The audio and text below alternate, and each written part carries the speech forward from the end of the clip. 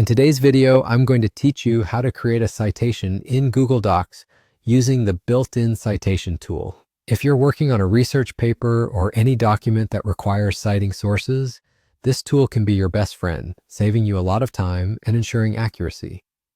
Let's walk through this process together, step by step. To get started, open your Google Docs document where you need to insert a citation. Once you have your document ready, move your cursor to the toolbar at the top of the screen. You're looking for the option that says Tools. Click on Tools and you'll see a drop-down menu. From here, you'll want to select Citations. This will open a sidebar on the right side of your document, bringing you to the next step. The first decision you'll make is to choose your preferred citation style from the options provided.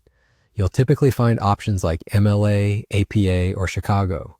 It's important to choose the right style based on what your project or instructor requires, as each has its own format.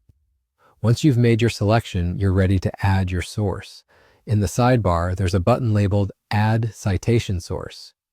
Click on this and you'll be prompted to select the type of source you're citing. This could be a website, book, journal article, and so on.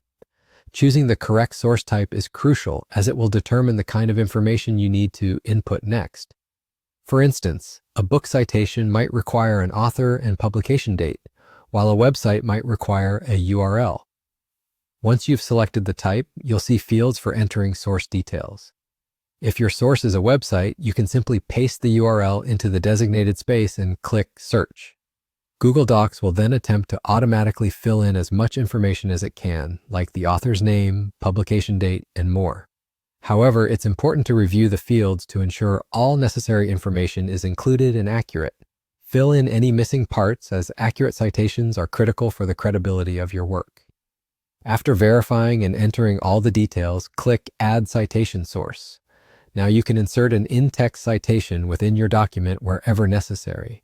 Simply place your cursor where you want to add the citation, click Cite next to your source in the sidebar, and voila!